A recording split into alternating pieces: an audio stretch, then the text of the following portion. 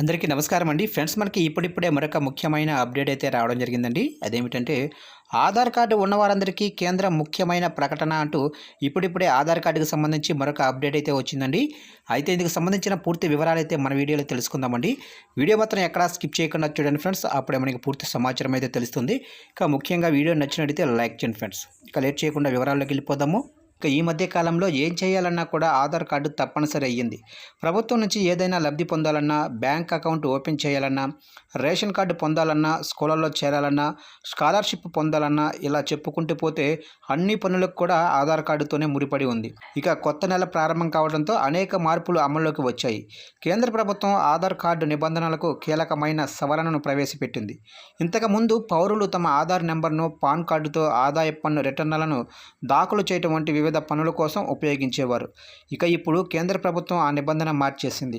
ఇక నుంచి ఆధార్ ఎన్రోల్మెంట్ నెంబర్ను పాన్ కార్డు క్రియేషన్ లేదా ఐటీఆర్ ఫైల్ చేయడానికి ఉపయోగించలేరు.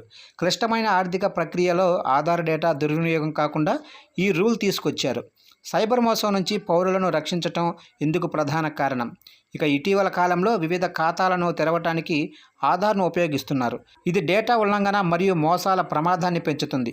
పాన్ కార్డులను రూపొందించడానికి ఆధార్ నెంబర్లను ఉపయోగించటాన్ని పరిమితం చేయడం ద్వారా సైబర్ మోసాలను అరికట్టడం మరియు పౌరుల వ్యక్తిగత మరియు ఆర్థిక సమాచారం యొక్క భద్రతను నిర్ధారించడం ప్రభుత్వ లక్ష్యంగా పెట్టుకుంది.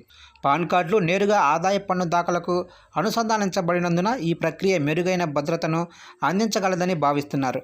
ఇక నిపుణుల అభిప్రాయం ప్రకారం ఆదాయ పన్ను శాఖ ఈ ప్రక్రియని చేపట్టడం ద్వారా ప్రతి పౌరుడి వ్యక్తిగత సమాచారాన్ని భద్రపరచడం లక్ష్యంగా పెట్టుకుంది. పాన్ కార్డు క్రియేట్ చేయడంతో పాటు ఐటీఆర్ ఫైలింగ్ వంటి ప్రక్రియ కోసం తమ ఆధార్ కార్డుపై ఆధారపడే పౌరులపై కొత్తగా వచ్చిన మార్పు కొంత ప్రభావం చూపుతుంది. ఈ రూలు మొదట్లో కొంత గందరగోళాన్ని సృష్టించినప్పటికీ ఇది ఆధార్ దుర్వినియోగాన్ని తగ్గించి సైబర్ మోసానికి సంబంధించిన అవకాశాలను పరిమితం చేస్తుందని భావిస్తున్నారు. ఇక ప్రతి పౌరుడి సున్నితమైన డేటా సురక్షితంగా ఉండేలా ప్రభుత్వం ఈ నిర్ణయం తీసుకుంది.